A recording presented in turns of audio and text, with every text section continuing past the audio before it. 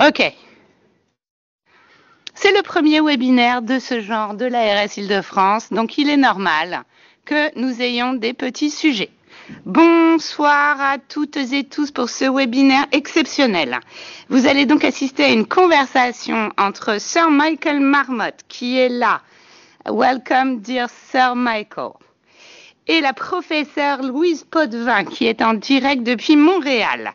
Nous avons donc deux des plus éminents chercheurs et docteurs en santé publique du monde. Merci. Cette conférence est en français. Vous pouvez changer la langue d'interprétation dans votre Teams. J'ai la chance d'avoir plein de gens avec moi dans une salle qui ont des casques, c'est très pratique. Si vous êtes sur votre Teams, vous voyez 3 petits points dans le menu en haut, il y a écrit « Autre ». Et vous avez ensuite l'option de langue d'interprétation. Soit vous êtes parfaitement bilingue comme la professeure Louise Potvin et vous écoutez dans la langue de chacun, soit vous écoutez en français pour avoir la traduction des propos merveilleux de Sir Michael. Sir Michael, lui, a la chance de nous écouter sur le canal de traduction en français, bien sûr, pour lui. Et je cède la parole à Denis Robin, directeur général de l'ARS Île-de-France, et je me mets sur la conversation si vous avez des questions.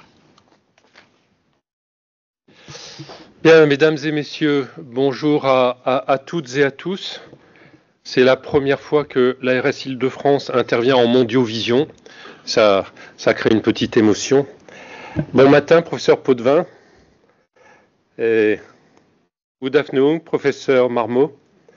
C'est une chance incroyable de vous avoir tous les deux pour cette discussion très libre sur un sujet qui nous concerne tous, qui nous émeut tous, mais au-delà de ça, qui nous oblige tous. La question des inégalités en santé est un sujet ancien. On pouvait espérer régler cette question avec le développement de nos modèles occidentaux, avec des investissements massifs dans la santé. Et on se rend compte finalement, de façon un peu inattendue, que plus on investit, plus finalement ces inégalités se creusent et plus ces inégalités sont flagrantes. C'est un paradoxe incroyable auquel les gestionnaires de l'offre de soins que nous sommes sont très directement concernés. Parce qu'il y a la question de l'inégalité face à l'offre de soins, et on voit que la recherche de plus en plus de performance, de plus en plus d'excellence, peut se faire aussi au détriment de l'offre de proximité, à l'offre de ceux qui en ont beaucoup besoin, une offre de premier recours qui, elle, ne suit pas la même dynamique. Et puis l'inégalité en santé, elle n'est pas seulement là, elle est souvent la conjonction, la résultante d'autres inégalités. Des inégalités sociales, des inégalités financières, des inégalités dans les conditions de vie, des inégalités environnementales, les inégalités face au travail, les inégalités face à la violence, les inégalités face tout simplement aux difficultés de la vie quotidienne. Et c'est là où nous avons tous une très très forte responsabilité, et l'Agence régionale de santé en particulier, pour investir sur les dispositifs qui doivent nous permettre d'enclencher une dynamique favorable. C'est super difficile au quotidien, et lorsque je dois prendre des décisions entre investir dans un dispositif d'excellence en matière de santé, ou lorsque je dois prendre la décision de consacrer la même somme sur des dispositifs beaucoup moins visibles de santé publique, eh ben ça n'est pas facile tous les jours. Et pourtant, nous avons tous réunis autour de ce webinaire la conscience très claire que si nous n'investissons pas dans ces dispositifs, dans cette politique de santé publique, nous continuerons à aggraver les inégalités de santé. Moi, j'attends beaucoup de cette discussion. Merci aux deux intervenants. Merci à tous ceux qui sont connectés et aux questions que vous serez sans doute amenés à poser. Si vous êtes connectés, c'est que vous êtes déjà des militants de la lutte contre les inégalités en santé, notre responsabilité, après cette discussion, ça va être de porter cette parole, de la faire partager, notamment avec les décideurs politiques. Nous savons que dans de nombreux pays, nous traversons des périodes compliquées, des périodes difficiles, où si nous n'y prenons pas garde, la santé publique pourrait ne plus être une priorité d'action gouvernementale. Donc il faut que tous nous soyons résolus à ne pas céder là-dessus et à être au rendez-vous de nos concitoyens. Merci beaucoup. Merci à notre directeur général de cette introduction. Mon rôle à moi est simplement de passer la parole à nos deux intervenants. Louis Potvin, nous allons commencer par vous passer la parole à vous. Vous dirigez la chaire de recherche du Canada sur les approches communautaires. Vous êtes une des principales références lorsqu'on parle des inégalités de santé, y compris en France. Et vos travaux éclairent le lien entre les inégalités sociales et les inégalités de santé. On évoque souvent les causes des causes, le lien entre ce que nous appelons les déterminants sociaux de santé, structurels, et l'état de santé. Vos réflexions récentes vous conduisent à une interrogation forte qui nous concerne.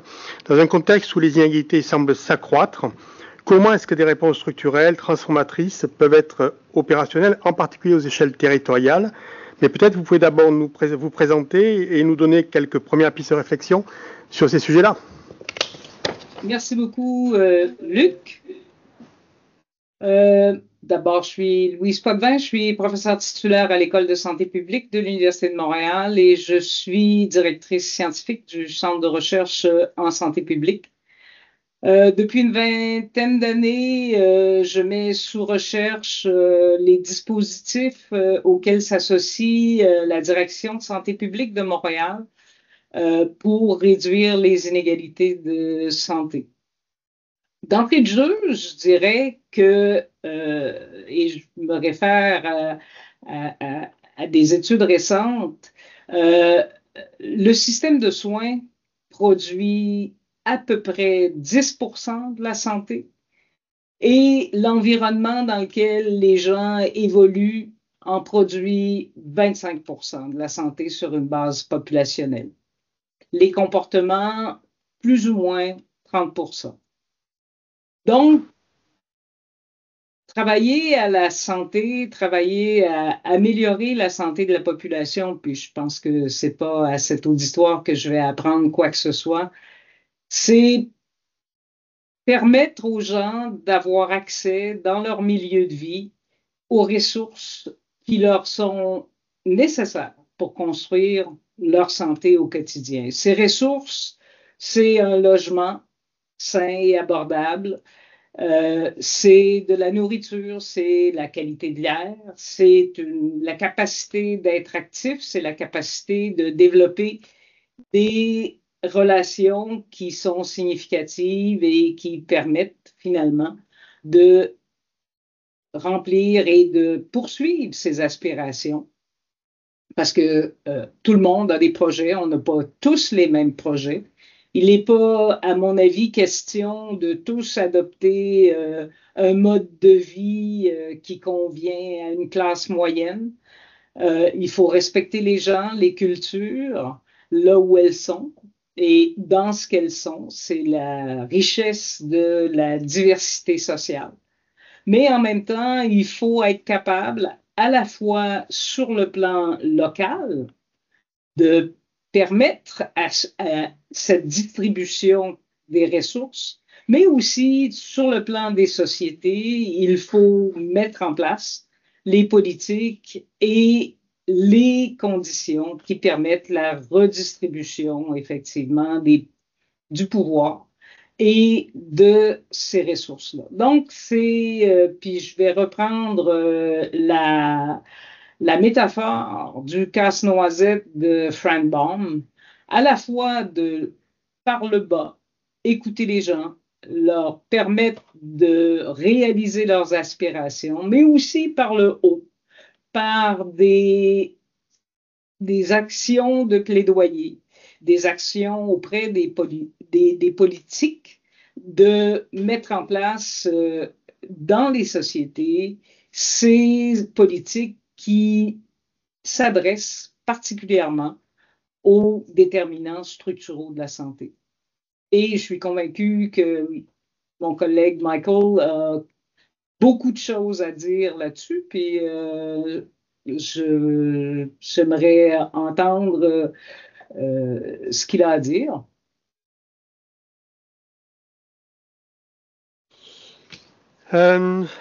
Samar, vous êtes professeur d'épidémiologie à Londres, vous êtes directeur de l'Institut pour l'équité en santé de l'UCL, qui est un institut extrêmement important dans son rôle en Europe.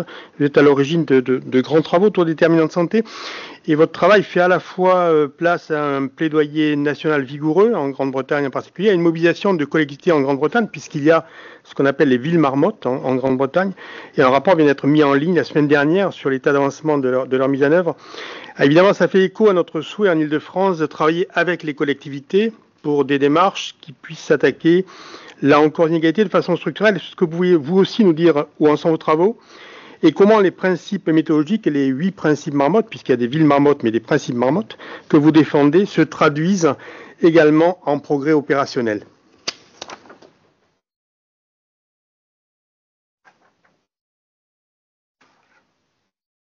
Well, it's a pleasure to be here. And let me start at the very end. If at the end of this conversation, you in Ile-de-France said that you were interested in pursuing the kind of work we've been doing in the UK, in Italy, and some other countries, then I would say this was eminently worthwhile. So that's getting to the very end of the conversation. Now let me go back to the beginning. And let me pose some questions. Poverty or inequality?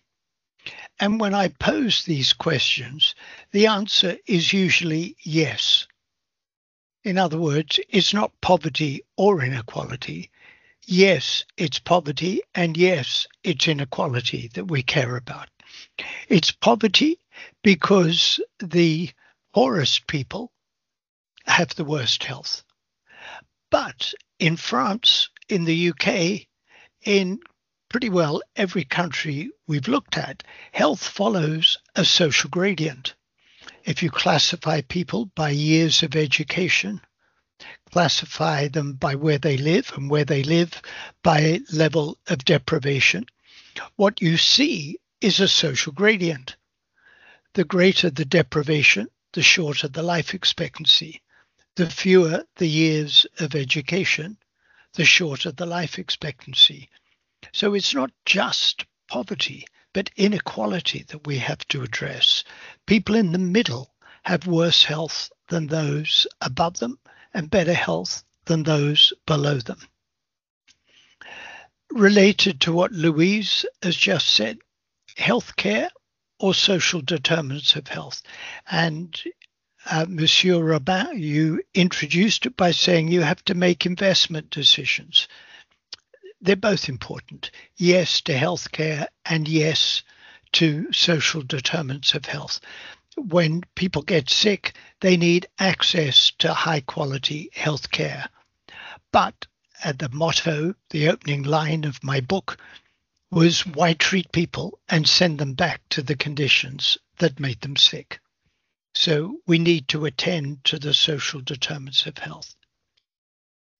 So then we get on to the crucial question of national action or local action. In most European countries, after the global financial crisis of 2007-8, the rate of improvement of life expectancy slowed. In the UK, life expectancy had been improving about 1 year every 4 years. And after 2010, that rate of improvement slowed dramatically and just about ground to a halt. Secondly, the inequalities got bigger, inequalities in health, both between social groups and between regions. And thirdly, health for the poorest people got worse. Life expectancy for the poorest people got worse. Then came the pandemic, and we said that it would reveal the underlying inequalities in society, and amplify them. Being stranded in the English language, I had to read Camus in English, but La Peste was a highly relevant text for what to expect with the pandemic. Indeed, the pandemic revealed the nature of the society in which we live. So then the question is, given that, where should the action be, national or local? And as I said, the answer to all my questions is yes and yes. In the UK, the national government after 2010 was wedded to austerity, rolling back the state, reducing public expenditure. So my so-called Marmot Review in England, which made a series of recommendations, and I'll come back to what they were, was pretty well ignored by the national government. And we've been working at local level for negative reasons and positive reasons. The negative reason is that the national government ignored the social determinants of health. In fact, it was worse than that. Child poverty went up. Expenditure on education went down. The funding from the national government to local government was reduced in a highly regressive fashion. The more deprived the area, the steeper the reduction in funding. So we were in terrible trouble with national policy. But then the English city of Coventry in 2012-13 declared itself a Marmot city. I had initially 6 domains of recommendations.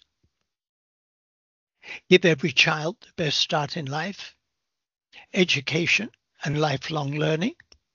Number 3, employment and working conditions. Number 4, everybody should have at least the minimum income necessary for a healthy life. Number 5, healthy and sustainable places in which to live and work, including housing. And number 6, taking a social determinants approach to prevention. And Coventry said, we'll do it. We'll do it at the city level. I then went to Greater Manchester, small compared to the Ile-de-France, a population of about 3 million, and said, Coventry's doing it. How about Greater Manchester? 10 local authorities. Greater Manchester picked it up. And in the light of the pandemic, we added 2 to the Marmot 6. We now have a Marmot 8 principles. The 2 we added were tackling racism, discrimination, and their outcomes. And number 8 was pursuing environmental sustainability and health equity together. Cheshire and Merseyside, the Northeast. Scotland approached me and said, we'd like to be a Marmot country. Could you advise us nationally? And we'll have 3 Scottish Marmot communities. Wales, we will have 50 Marmot places this year. There's some chance Wales will become a Marmot nation. I'm trying to get England to get engaged. So the question of national or local, we do it locally because there's real enthusiasm for taking action locally, and local government, the voluntary and community sector, is much closer to the reality of people's lives. They understand it. And the politics, the party politics, are less important at local level. Conservatives, Social Democrat, Labour, Liberal, it matters less at local level because they're much more in touch with people's lives. And that's really encouraging. In Italy, the National Institute, the ISS, the Institute of Public Health has launched an Italian network of Marmot cities. We worked with the government of Norway. And I want to finish with two other thoughts. I've got much more to say, but I want to finish this introduction with two other thoughts. Targeted action or universal? And the answer is yes and yes.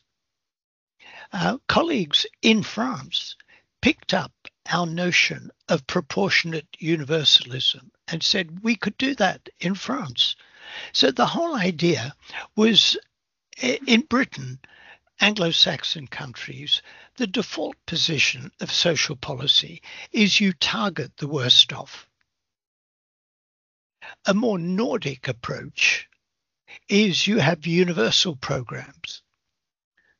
I said, let's put them together. Have universal programs with effort proportionate to need, proportionate universalism.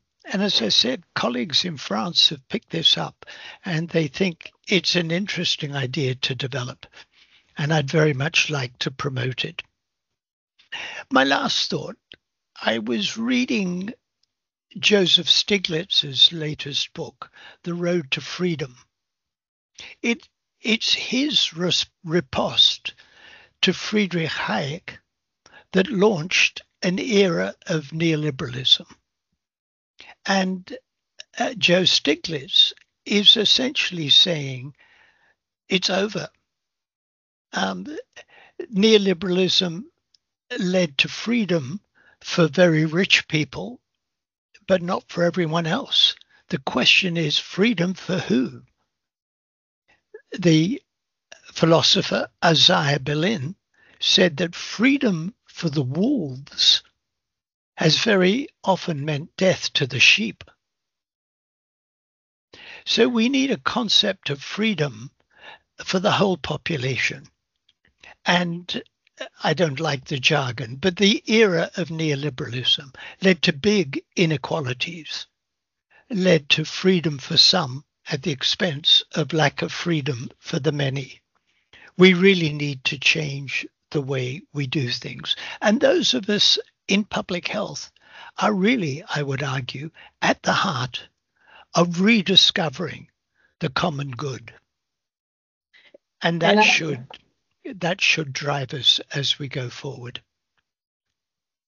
I would add to that our role in public health is really to see ourselves in between the population and the government. I mean, we need, in line with what you've said, Michael, yes to both. Are we allies of the people? Yes. Are we also the good conscience of government? Yes. And we should be aware of the needs of both.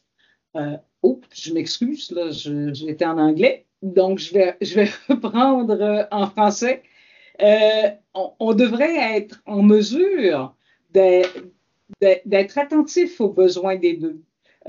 C'est sûr que la santé publique est une fonction de l'État. Nous avons des comptes à rendre à l'État, mais nous sommes aussi le porte-parole de la population vers l'État.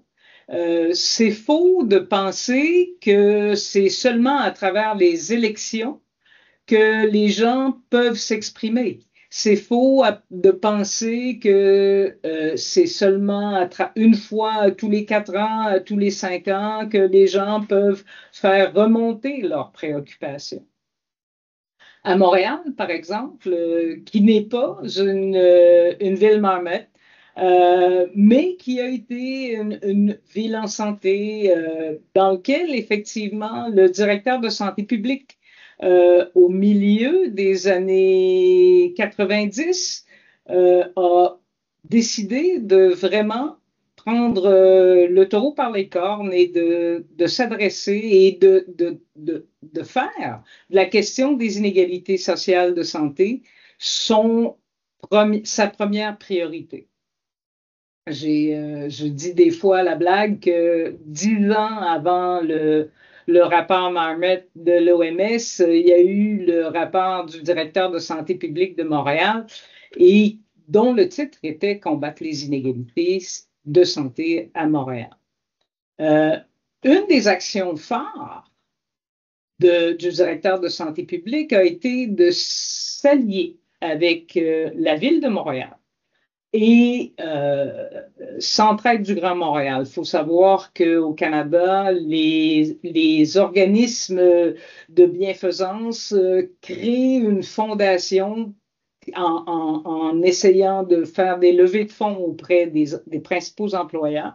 Et Centraide du Grand Montréal est une fondation qui finance des projets dans les quartiers. Donc, Centraide du Grand Montréal, la Ville de Montréal et la Direction de santé publique de Montréal se sont alliés pour soutenir l'initiative montréalaise de soutien au développement social. L'initiative montréalaise de soutien au développement social, c'est des tables de quartier dans les quartiers de Montréal qui font des portraits participatifs à l'aide de forums participatifs de la population et de ses besoins, qui développent les plaidoyers, qui développent les demandes et qui mobilisent les ressources pour développer des projets qui améliorent la vie dans les quartiers de Montréal. Un exemple, la serre du centre-ville de Montréal. Il y a au centre-ville de Montréal une serre communautaire qui produit des produits frais qui sont vendus dans un marché populaire à prix réduit, qui est un organisme de réinsertion sociale, qui fait de l'éducation autour de la culture urbaine et qui est un joueur important sur la sécurité alimentaire dans les quartiers centraux de Montréal. C'est sûr que ça révolutionne pas le monde, mais en même temps, c'est une amélioration dans la vie quotidienne des gens qui leur procure des ressources réelles. D'un autre côté, l'initiative montréalaise de développement social, à travers la coalition de ces tables de quartier, s'inscrit dans le débat public sur la lutte à la pauvreté, sur la façon de cadrer la question pour faire avancer le débat. Donc, à la fois, les améliorations locales et l'ajout de ressources qui sont directement en lien avec les besoins des gens, puisque développés à partir de leurs aspirations, à partir de leur projet,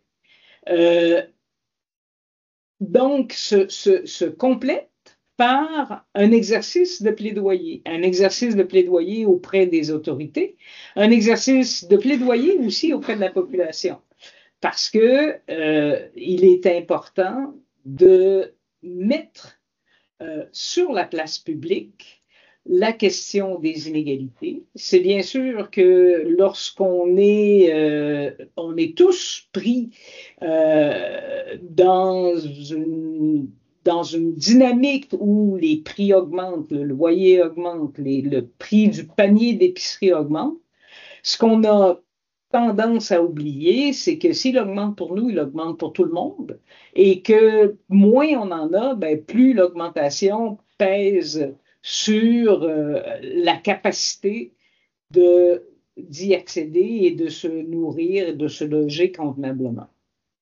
J'aimerais aussi souligner, Michael, peut-être avez-vous un peu suivi ce qui se passe au Canada depuis une quinzaine d'années. On avait un gouvernement de centre-gauche, dirions-nous, qui a fait des avancées extrêmement intéressantes en termes notamment des soins de santé bucco-dentaire pour les enfants, en termes aussi d'élargir à l'ensemble du Canada les programmes de crèches qui, nous le savons au Québec, augmentent la disponibilité et augmentent la situation socio-économique des ménages. Et bien sûr, en temps de pandémie, on a développé des programmes pour soutenir financièrement les gens qui ne pouvaient plus être au travail. Et bien sûr, les coûts de ça se traduisent par une augmentation de la dette qui fait les levées de boucliers des personnes de droit. Il y a un équilibre à y avoir dans les politiques nationales. Il y a certainement beaucoup à faire en termes d'un retour de balancier parce que, évidemment, depuis 2010, en Angleterre, vous étiez dans une ère post-Tony Blair qui avait fait ce genre de politique-là en Angleterre. La question pour moi, c'est comment on conserve ces acquis-là sur le plan national au retour de balancier et comment on arrive à faire en sorte justement que les dépenses sociales soient perçues non pas comme des dépenses, mais comme des investissements dans une population. Peut-être que les Marmot Country sont une solution à ça. Well, my first piece of advice is do not accept Trump's invitation to become the 51st state.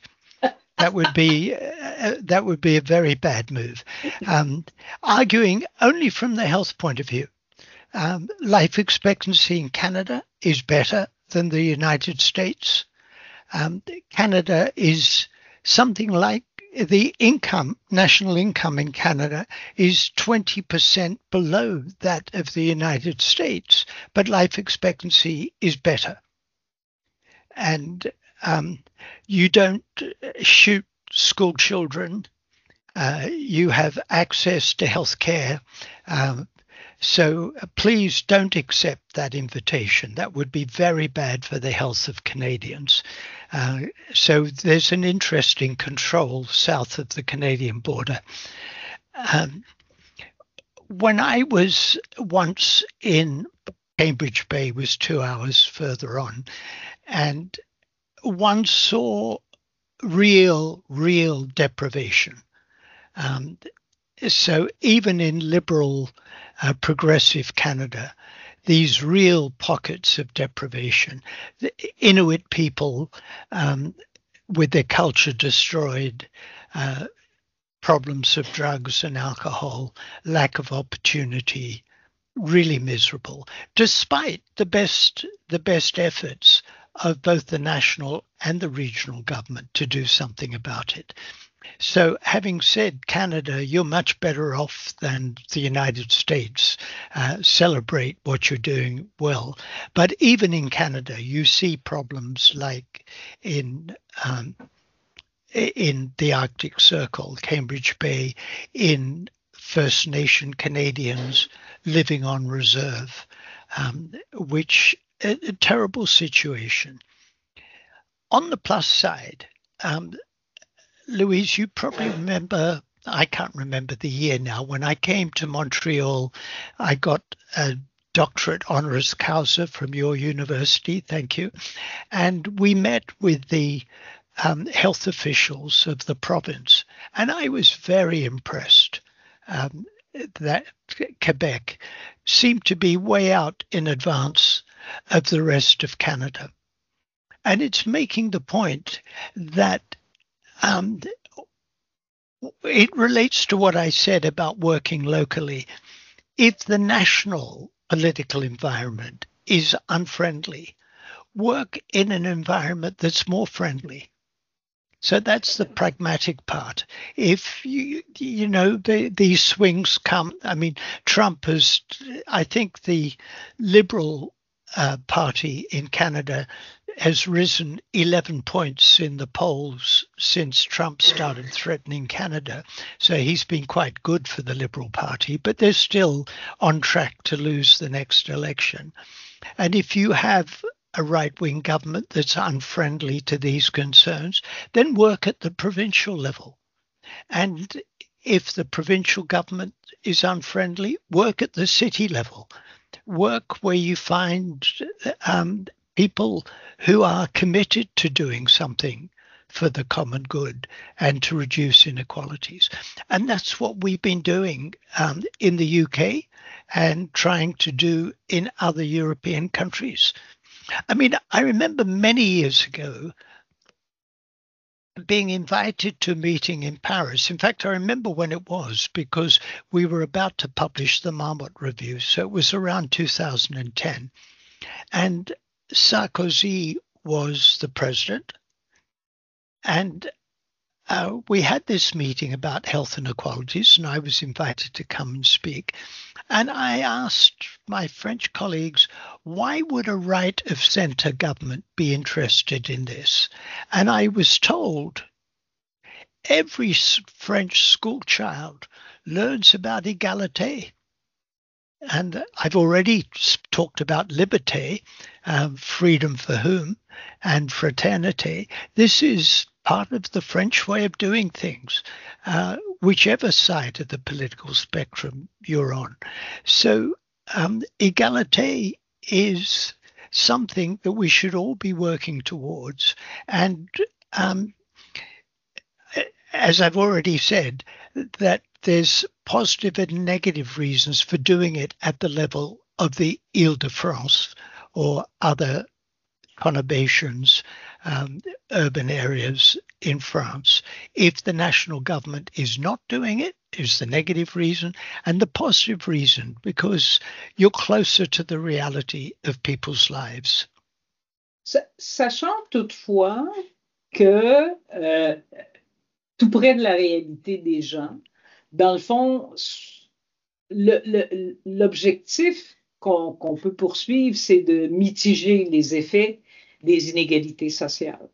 Les inégalités sociales, elles viennent de politique, elles viennent de là où on prend les décisions pour une société. Dans les milieux de vie, les gens apprennent à être des survivants. C'est un petit peu dans ma recherche qui, elle, se passe vraiment dans les quartiers de Montréal. Une des choses que moi, je dis à mes partenaires de recherche qui sont les acteurs de terrain, je leur dis, moi, je ne vous dirai pas jamais quoi faire.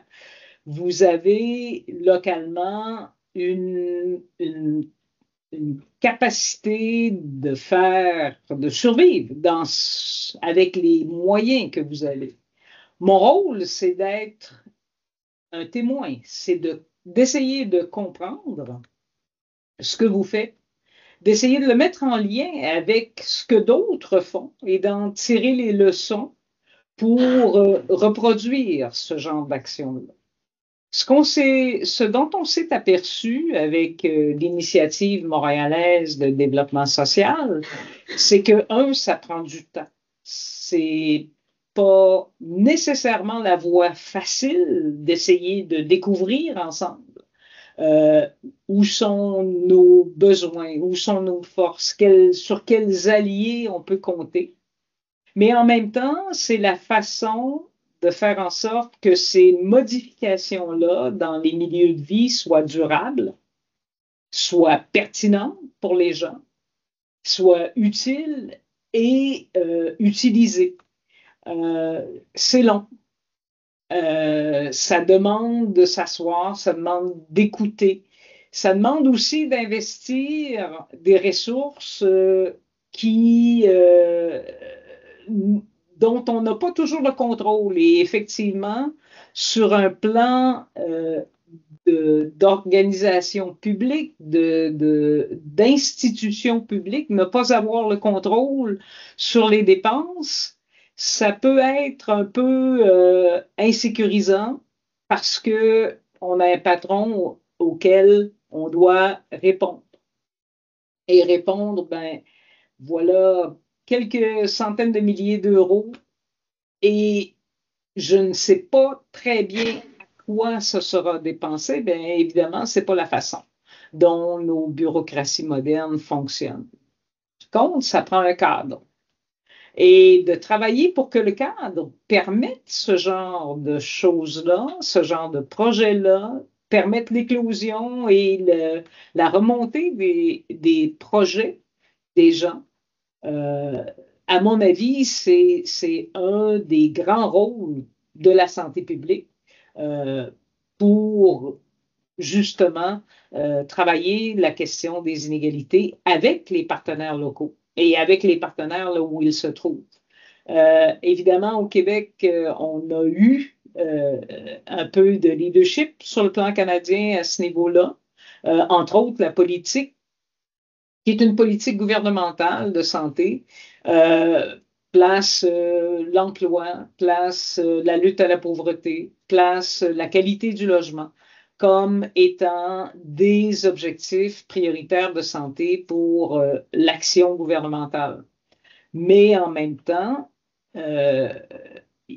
il est toujours assez difficile de trouver les ressources pour bien mettre en œuvre ce genre de plan d'action.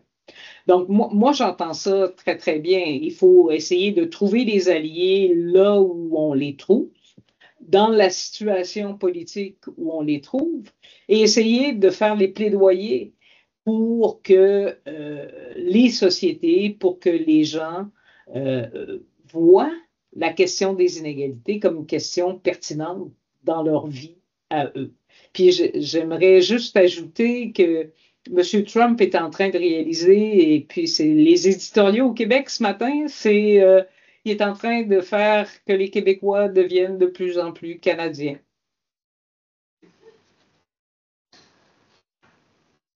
Donc, cette idée-là de travailler là où sont les alliés, mais de travailler à développer ces alliances-là aussi et de créer du lien. Puis, vous avez cité Camus, moi je vais citer Bruno Latour, où effectivement, ce qu'il dit, c'est que il faut agir comme médiateur, il faut développer les liens, développer les partenariats, mettre en relation le plus d'acteurs possible du social pour solidifier en fait les solutions qu'on veut mettre de l'avant.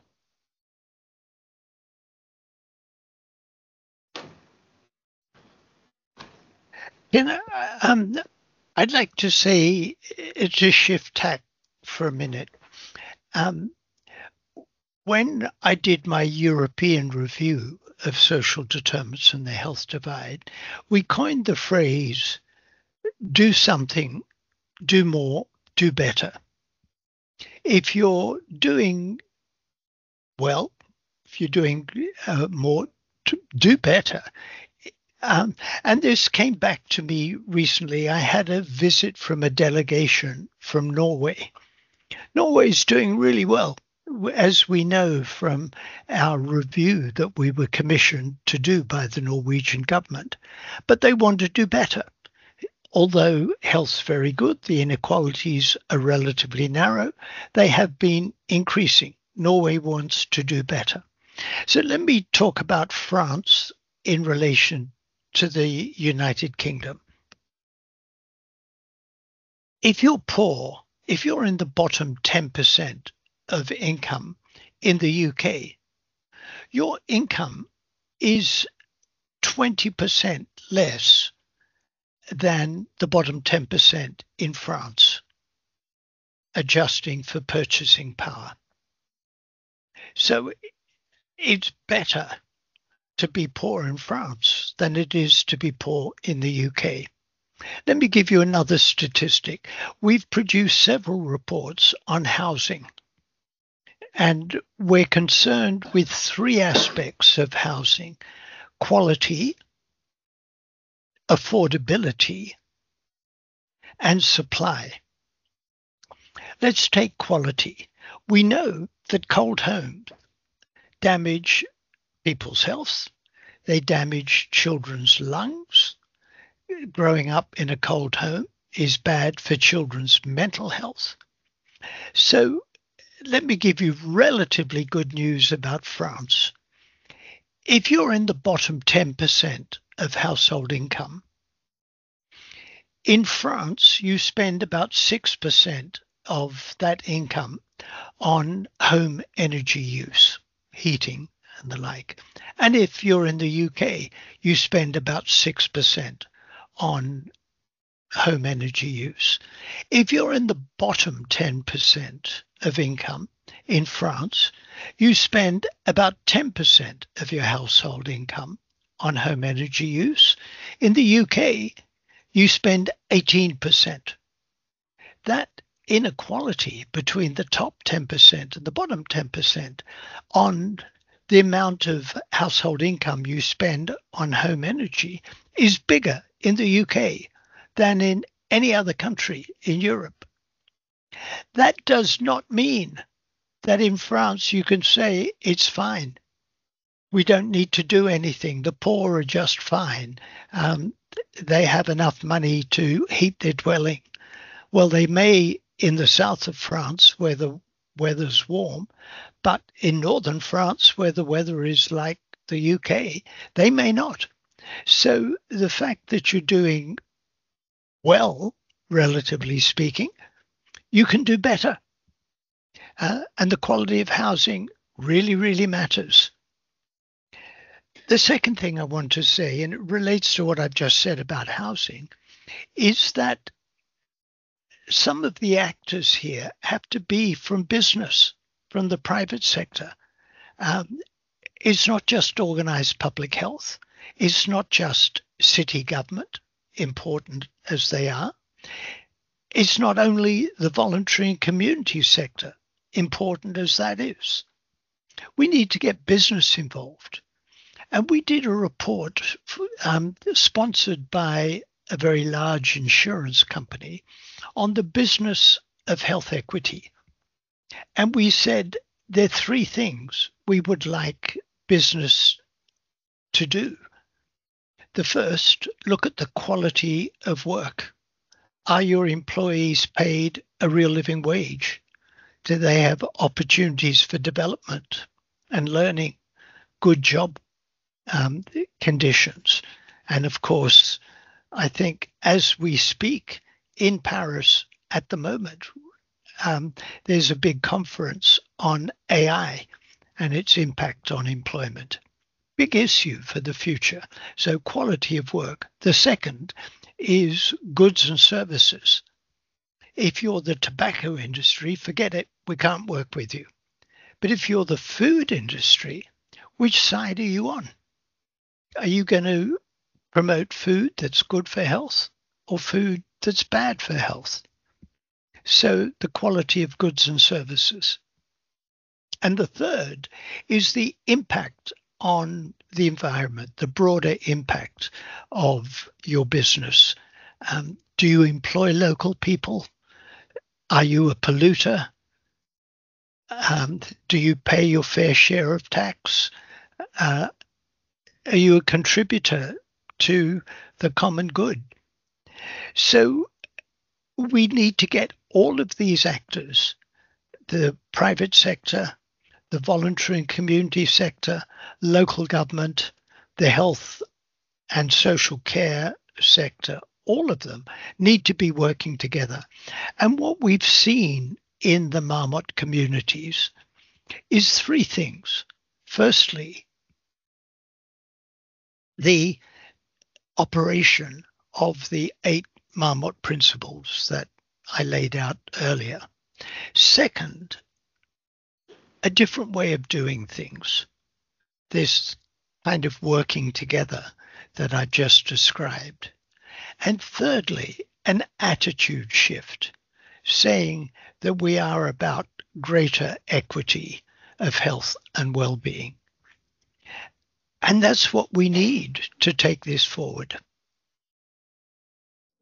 Je suis complètement d'accord avec vous, à la fois sur le plan national comme sur le plan local. Et c'est vraiment autour des leaderships que peut développer, des alliances que peut développer la santé publique que ça se joue. Un exemple montréalais, justement autour de cette question des inégalités, la direction de santé publique et ses partenaires municipaux ont interpellé les grandes fondations. Bon, on est en Amérique, ça existe un petit peu moins en France, ça existe beaucoup en Angleterre, mais ont interpellé les grandes fondations privées qui agissent à Montréal pour s'intéresser à cette question-là des inégalités.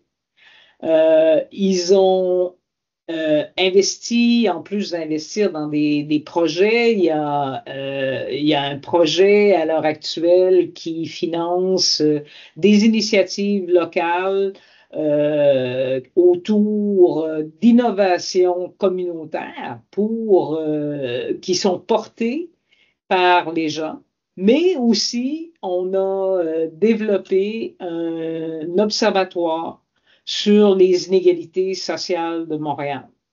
Donc, effectivement, le privé peut aussi agir et peut aussi agir pour soutenir des projets à travers ces fondations, mais c'est sûr aussi que la sensibilisation de ces acteurs-là autour justement de la qualité des produits qu'ils mettent en place, de leur impact environnemental et de leur impact sur le travail localement devient extrêmement important. Je voulais mettre un petit peu en évidence, suite au tour de la discussion sur le logement, un fait intéressant. Au Québec, parmi les 10 provinces canadiennes, on a cette particularité d'être à la fois l'endroit le plus taxé d'Amérique, où le taux d'imposition est le plus élevé, mais aussi avec des services et des choses qu'en France, vous questionnez même pas, mais pour lesquelles on était vraiment des fers de lance en Amérique du Nord, entre autres un programme d'accès dans les crèches à 6 € par jour,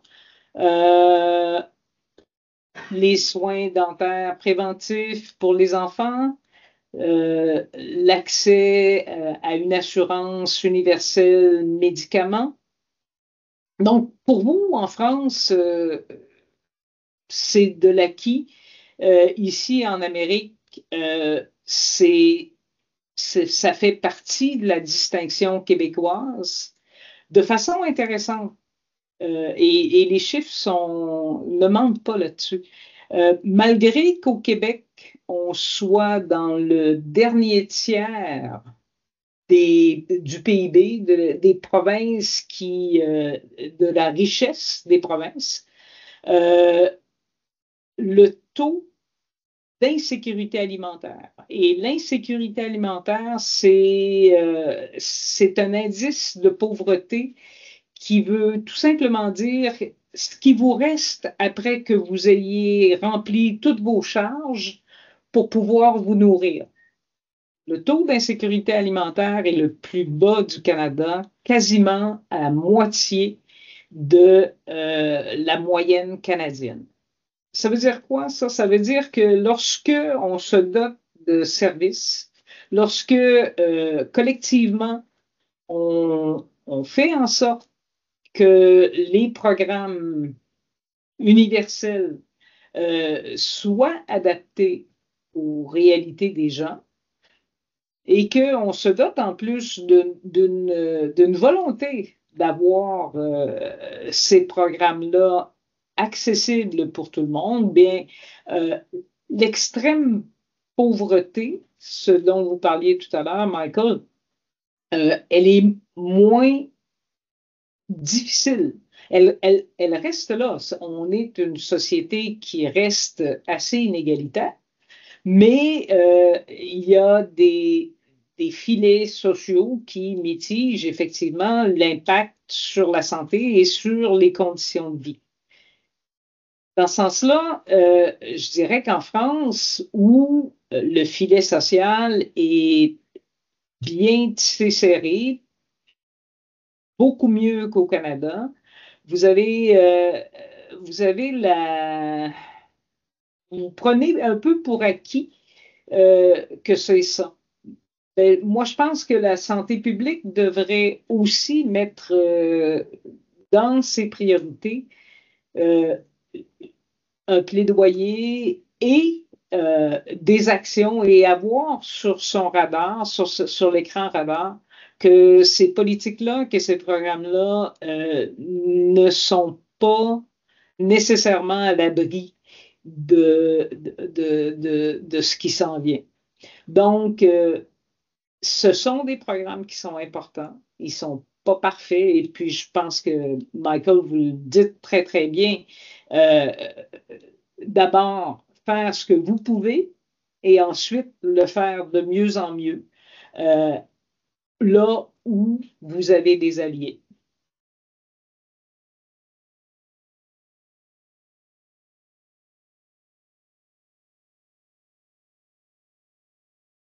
Peut-être est-ce qu'il est possible, si Marion Boujard, notre grande presse, est en ligne, de résumer quelques questions qui sont dans le chat, que je ne vois pas, mais que peut-être Marion peut, de son micro, nous résumer.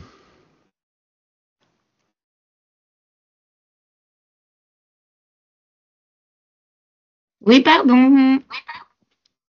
Alors, attendez. Je suis... Normalement, j'avais un écho. J'ai plus d'écho.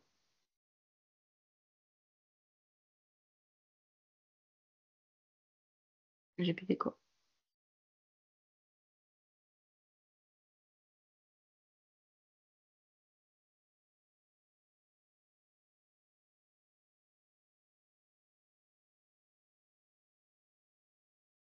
Les interlocuteurs entendent Marion.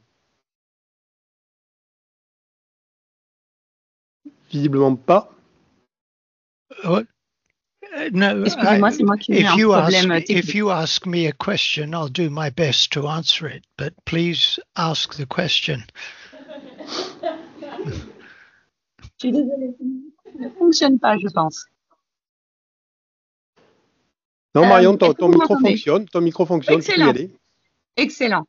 Nous avons une question qui nous dit que même si le système de santé ne compte que pour 10% des inégalités de santé, qu'est-ce que les professionnels de santé peuvent faire pour être la solution plutôt que faire partie du problème?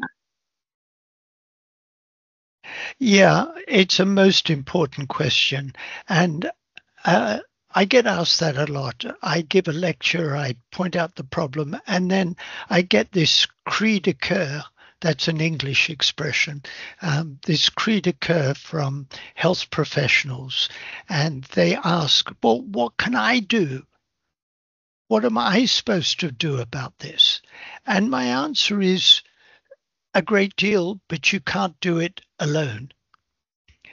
We produced, when I spent a year as president of the World Medical Association, we produced a report on what the medical profession could do.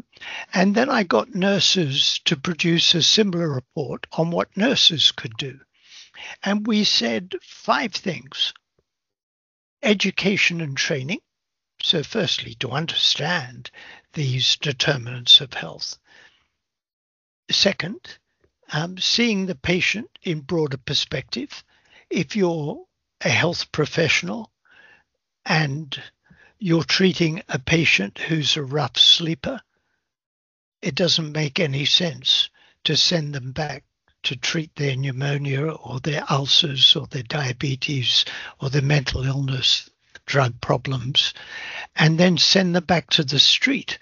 That is neither moral nor practical nor economic to do that.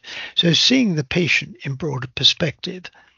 The third is, well, I initially said the health system as employer. I would now expand it to what I said about industry. The health system as anchor institution, having impact on the neighborhood, the environment, and the like. The fourth, and it comes back to what I said about homelessness, the fourth is working in partnership. So if you're a health professional and you say, yeah, I know this patient is homeless, but what do you want me to do about his or her homelessness? Well, you can't do it, but you can work in partnership with people who do it.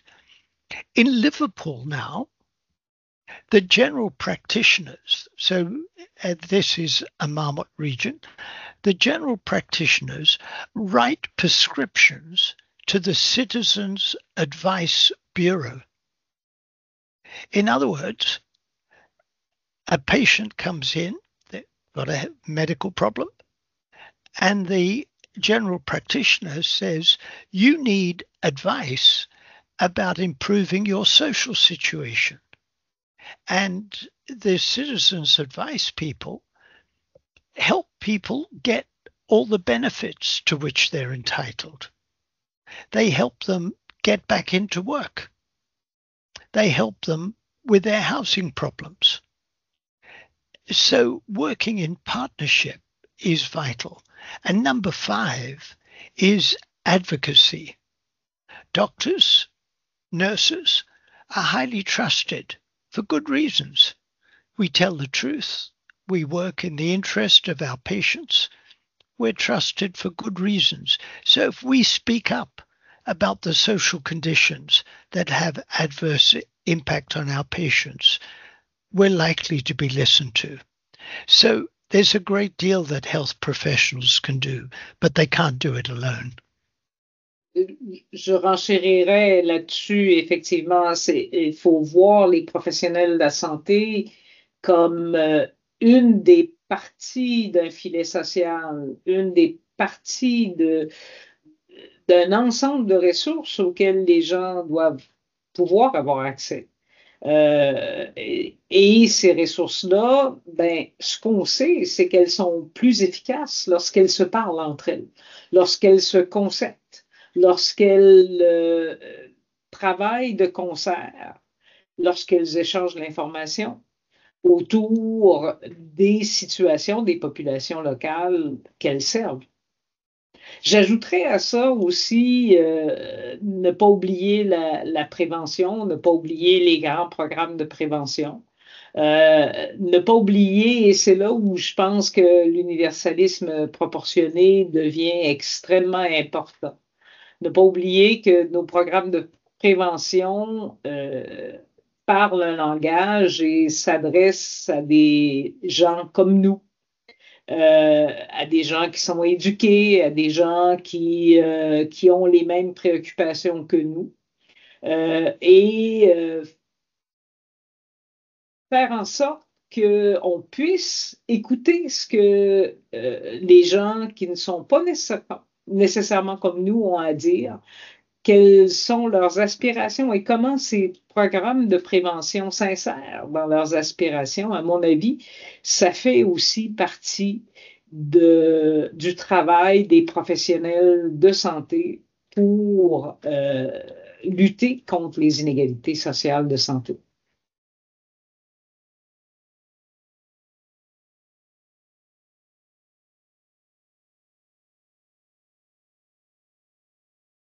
Je peux suivre en direct sur quels sont les arguments et les méthodes que vous avez utilisées à Montréal et aux États-Unis et au Royaume-Uni pour convaincre les responsables politiques d'investir dans la santé. Qu'est-ce qui fonctionne en termes d'arguments? particulièrement avec des responsables politiques qui ne sont pas forcément les plus spontanément ouverts aux questions de santé publique. L'argument qu'a utilisé la direction de santé publique de Montréal depuis longtemps, c'est que si on n'investit pas en amont, on devra investir plus en aval. Ce sont les mêmes personnes qui sont dans des situations de besoin. Donc, on les connaît. Et ils les connaissent et c'est dans la mesure effectivement où on est capable d'améliorer les conditions de vie dans les quartiers, dans la vie de tous les jours des gens, qu'on va être en mesure, en fait, de faire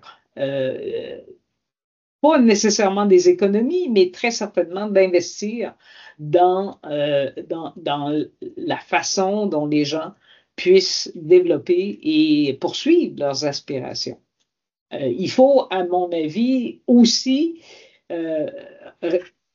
être aspirationnel, si je peux dire. Non pas juste de combler des déficits, mais de faire en sorte que nos actions et que les actions publiques puissent permettre aux gens de poursuivre leur projet de vie. Ça a marché à Montréal dans une certaine limite. Well, you may remember, you may not, that Grenfell Tower, which was social housing, went up in flames. There was a huge fire, 72 people died in London, and it was a major national scandal. 72 people died in a fire in London in one night. And Grenfell Tower is located in the Royal Borough of Kensington and Chelsea. If you, as I did, look at life expectancy in the area of the borough where Grenfell. If you look at the area of the borough where Grenfell is located and compare that with the rich part of the borough where the ambassadors' residences are, the life expectancy gap for men is 16 years in one small locality. I could walk from Grenfell Tower to the ambassadors' residences in less than an hour, maybe 45 minutes. And the gap is 16 years. 16 years. You know, if I flew from London to Ethiopia, I wouldn't see a gap of 16 years in life expectancy. And I can see that in one London borough. And the evidence that we have suggests that it does not need to be that way. That is avoidable. And so one argument, the argument similar to the one Louise made, is, well, look, if you don't do something upstream, you'll have to do it downstream. You need to do it to save money. Mine is a moral argument. I say to the politicians, what are you in government to do? Why do you want to be in local government? What are you there for? Surely, at some level, you're there to improve the health and well-being of your population, and you're failing them. If there's a 16-year gap in life expectancy within one London borough, and just to give you the scale, there are 32 London boroughs. So in a region a bit smaller than the Ile-de-France, you're one of these 32 boroughs. We've got a life expectancy gap of 16 years. And I say to them, what are you in government to do? Now, you can be cynical as to their motivation, but at some level, they are in government to improve the health and well-being of their population. And they feel ashamed and they feel motivated to act, particularly if we say, we know what to do and it will improve the quality of people's lives as well as their health and well-being. So that's the nature of my appeal. And 50 places in England, Wales and Scotland have picked it up and are running with it. So we're having some success with that appeal.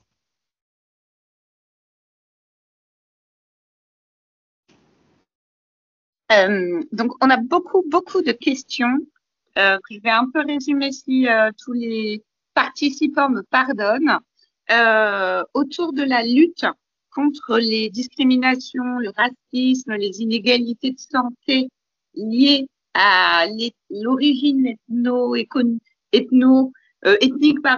ou les facteurs sociaux et économiques.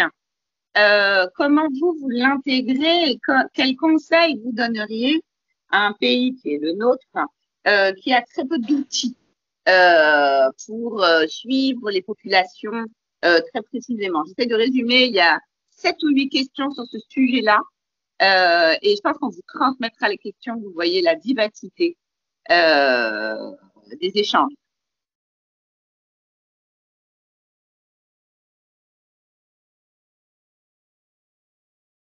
Well, the first thing I would say, the first thing I would say is read the report that we published in October or November last year, Structural Racism, Ethnicity and Health.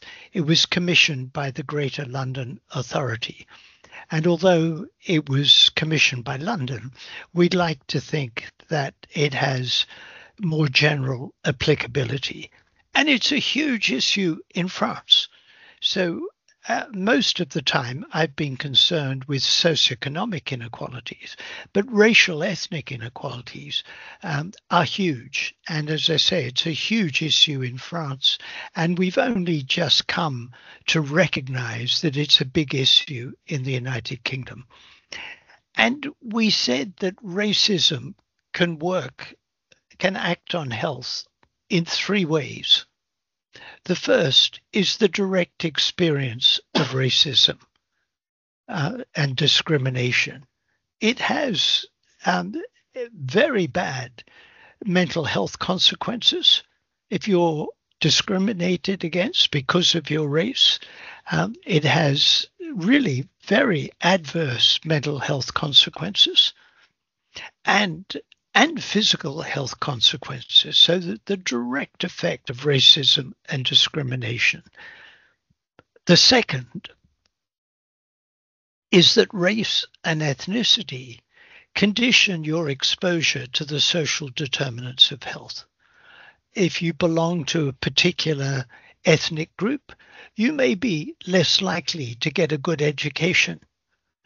You may be less likely to have access to good jobs, to healthy neighborhoods, and so on, through all of our principles, so that race and ethnicity can condition exposure to the social determinants of health.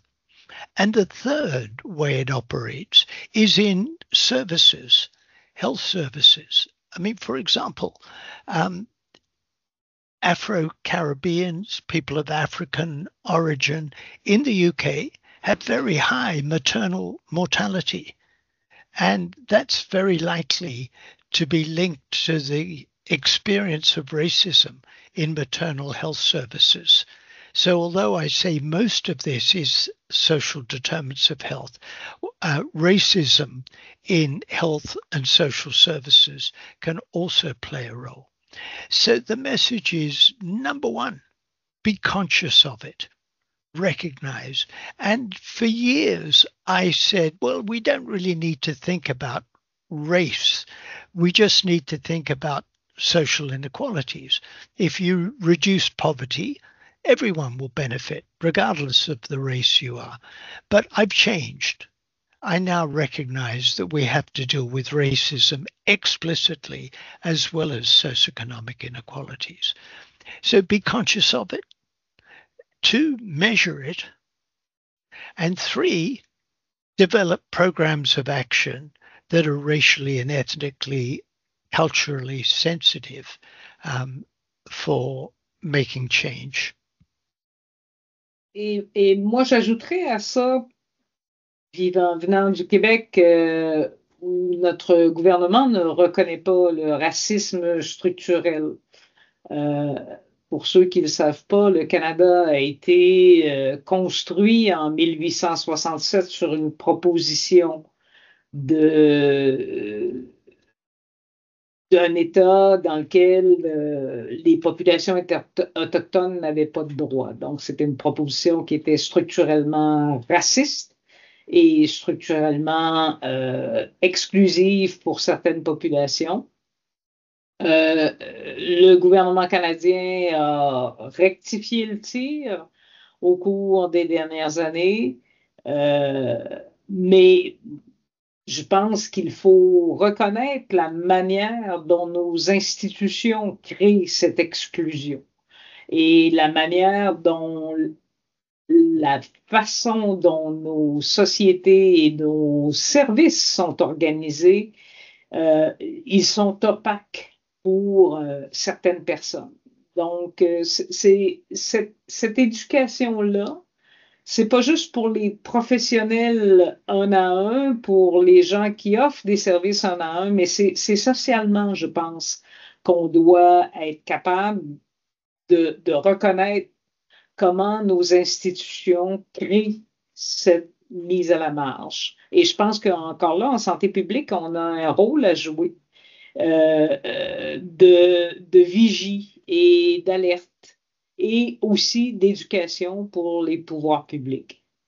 Parce que, encore là, dans la mesure où on conçoit notre rôle de santé publique comme ce canal non pas seulement de services qui viennent d'en haut, mais aussi d'une voix qui est portée par nos concitoyens et les gens que l'on sert finalement, et dont on peut faire remonter les préoccupations, ben, je pense qu'on a déjà accompli un petit peu pour ce qui est de la lutte contre le racisme.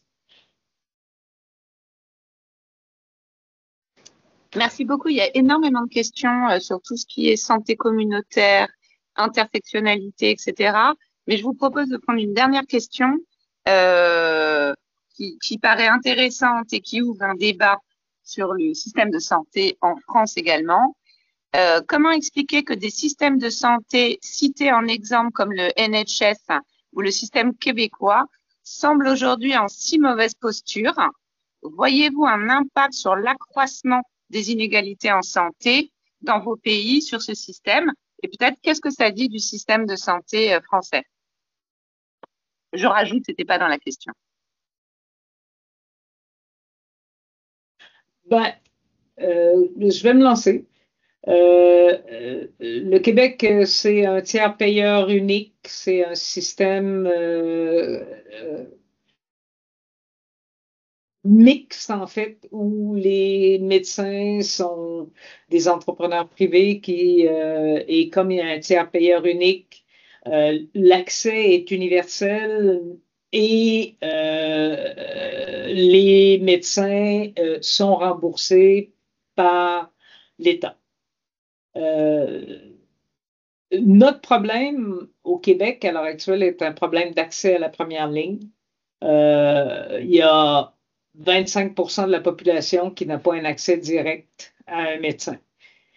C'est extrêmement préoccupant puisque l'alternative, c'est les services d'urgence, c'est l'hôpital qui n'a pas à être un recours de première ligne qu'il devient parce que le plateau technique est beaucoup trop spécialisé pour la majorité des demandes. Donc, on essaie un certain nombre de solutions. On a peu de solutions populationnel dans le sens où ce n'est pas la façon dont les médecins sont payés à l'acte fait en sorte effectivement que leur responsabilité est envers les patients qu'ils ont et non pas une population qu'ils servent. C'est problématique encore là, puisque c'est 40% du budget de l'État qui est consacré aux soins médicaux. Mais encore là, la réponse, ben, on la cherche là, et on ne la trouve pas. On regarde, nous, ce qui se passe en France et l'accessibilité à un médecin de première ligne qui semble beaucoup mieux assuré que chez nous. On regarde ce qui se passe en France, donc avec un peu d'envie. Le gouvernement actuel est dans une restructuration totale et une recentralisation du système. On verra ce que ça donne. Mais je pense que les besoins de la population augmentent, bien sûr. Le vieillissement, c'est pas une nouveauté, là. Les gens ont plus besoin de soins puisque plus fragiles et plus précaires physiquement. À mon avis, on l'a mal vu venir, on a mal évalué ce que ça allait donner sur un plan de population et sur un plan de service aux populations. Je pense qu'il faut accentuer la prévention, sachant toutefois que la prévention, ça ne règle pas tout. Ça reporte le problème. Il faut surtout, à mon avis, accentuer les services de proximité, diversifier les professionnels qui peuvent développer des services. Je pense que le pharmacien en France est un professionnel de première ligne qui a la confiance de la population. Nous, on commence à expérimenter autour de ça. Donc, moi, je pense qu'il n'y a pas de solution miracle, qu'il y a des solutions qui vont venir d'expérimentation localement. On expérimente dans certaines régions des coopératives avec des infirmières praticiennes spécialisées qui semblent donner certains résultats. Mais encore là, je pense que c'est un grand champ d'expérimentation duquel on devra apprendre et relativement rapidement.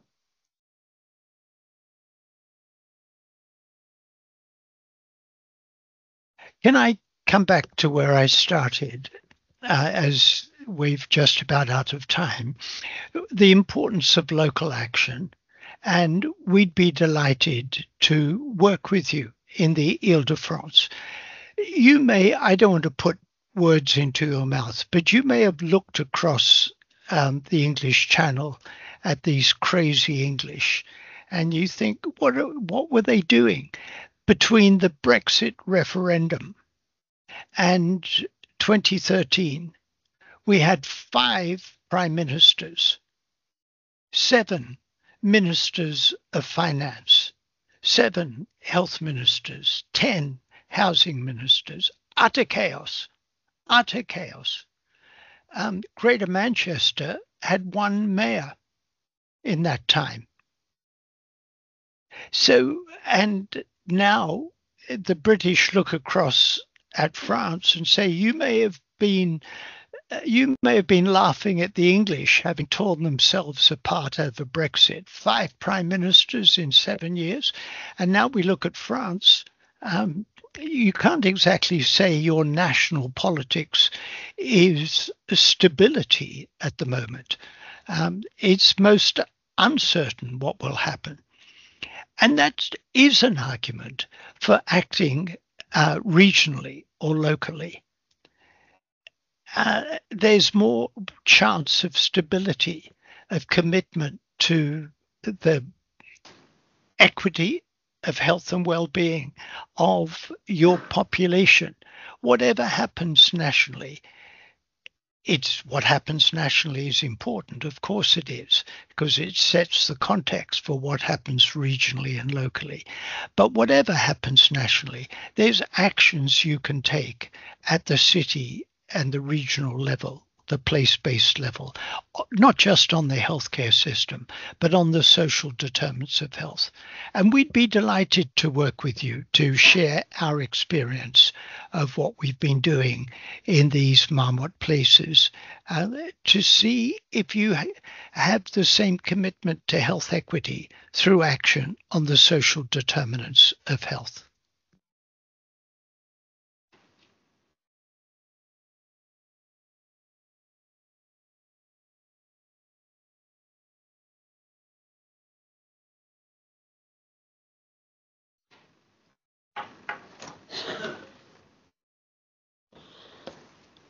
Louise, quelques derniers mots et puis avant de pouvoir vous remercier tous les deux. Moi, je pense que Michael a raison. Je pense que c'est localement que la santé se construit. C'est là où il faut agir, sans oublier que le contexte, c'est ce qui distribue les ressources, la qualité et la quantité de ce qui arrive dans la vie de tous les jours. Donc, il y a des actions très, très concrètes qu'on peut prendre localement, sans oublier de faire les plaidoyers pour changer et faire en sorte que tout le monde soit écouté. Bien, merci vraiment à nos deux invités. Je me garderai bien d'intervenir derrière vous. Juste, moi, il me semble qu'une des grandes questions que nous avons, en tout cas en Île-de-France, c'est finalement face à ces déterminants dont on sait bien qu'ils dépassent au niveau local, les questions de pauvreté, les questions de ségrégation urbaine, qui sont très très puissantes en Île-de-France, les questions d'exclusion, en fait tout ce que vous avez abordé d'une manière ou d'une autre. Finalement, la question que je pose toujours, c'est que peut faire l'approche territoriale, comme on disait, l'approche locale.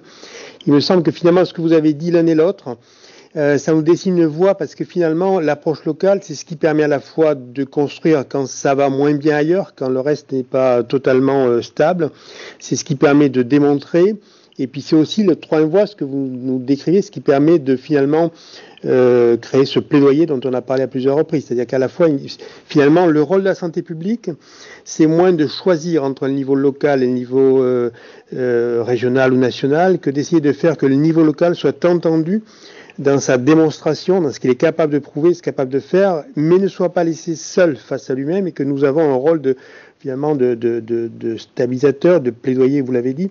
Et ça veut dire à la fois une parole et puis ça veut dire aussi des outils qu'il faut qu'on crée. Louise, tu as parlé à un moment donné d'un certain nombre d'outils qu'il y avait à Montréal qui permettaient de traduire en termes régionaux, de valoriser, de potentialiser, si j'ai bien compris, cette action locale. Je crois que ces outils-là, c'est ça qu'il faut qu'on développe, nous au niveau francilien en tout cas, et probablement au niveau national. Je n'irai pas plus loin, je l'avais dit. Merci mille fois au nom, je crois, de l'agence, et puis aussi de tous ceux qui vous ont écouté, qui sont beaucoup des acteurs, des collègues des collectivités locales, mais quelques chercheurs, quelques praticiens professionnels de santé. Votre approche est vraiment pour nous extrêmement enrichissante. On va essayer de voir comment est-ce qu'on peut le garder en mémoire. Et puis on va également probablement faire appel à vous. On a entendu, Sarah Michael, votre je n'ose pas dire appel du pied, mais enfin vos propositions de collaboration avec l'Île-de-France. On verra sous quelle forme est-ce qu'on est capable de ne pas faillir et de répondre à ces propositions-là. On verra également quel type d'échange on peut continuer à promouvoir avec vos propres expériences. Merci une dernière fois et à tous ceux qui nous ont écoutés. Puis merci, je le dis aussi à nos collègues de la direction de la communication de l'agence et qui ont surmonté des difficultés techniques que personne ne peut voir visiblement au déroulé, mais que Louise et Michael vous avez expérimenté dans l'après-midi, l'un et l'autre. Tout ça grâce notamment à notre directeur de la communication, Marion Beaujard, c'est vraiment parfaitement terminé. On va vous relire et on va vous réécouter, j'en suis sûr, par la suite. Merci à Louise, à Michael et à très bientôt. C'est Luc. And thank you, special thanks to Gabriella for the translation.